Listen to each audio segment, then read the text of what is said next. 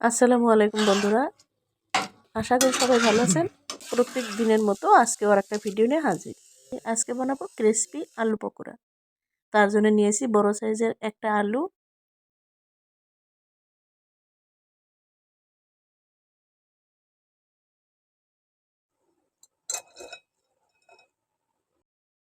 একটু মোটা সাইজ করে কেটে নিয়েছি।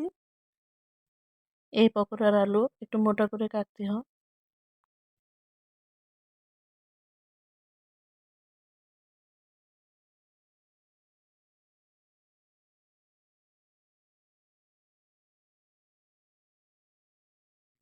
আর দিয়ে দিলাম আদার গুঁড়ো, লবণ, মরিচের গুঁড়ো,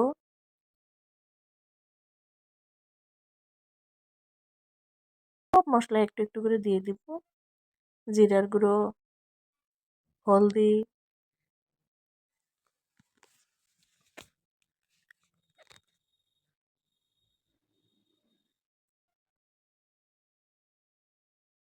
দিয়ে দিলাম 1 চামচ বেসন। বেসনের পরিমাণটা বেশি হলে আলুটা কিন্তু মুসমুসে হয় না, একটু নরম হয়। আর দিয়ে দিলাম 1 চামচ চালের গুঁড়ো। এবার ভালো করে মিক্স করে নিব।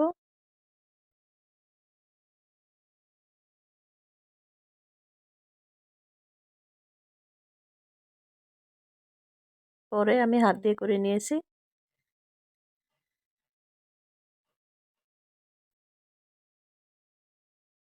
আঠালো হয়েছে দেখেন। এবার আমি একটু একটু করে দিয়ে দিব। তেলটা আগে থেকে বসিয়ে দিয়েছিলাম, গরম করে নিয়েছি। একটু একটু করে দিয়ে দিব।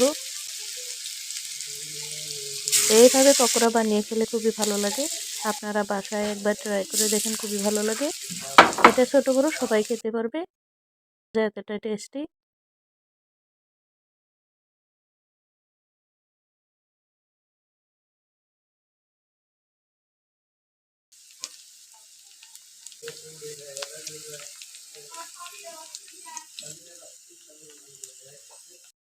এই পকোড়াটা খুবই মুসমুসে হয়।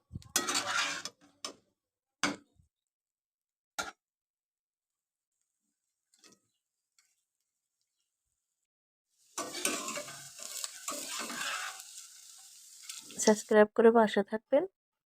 আর ভিডিওটা ভালো লাগলে বন্ধুদের সাথে প্রচুর পরিমাণ শেয়ার করবেন। ভিডিও দেখার জন্য অসংখ্য ধন্যবাদ।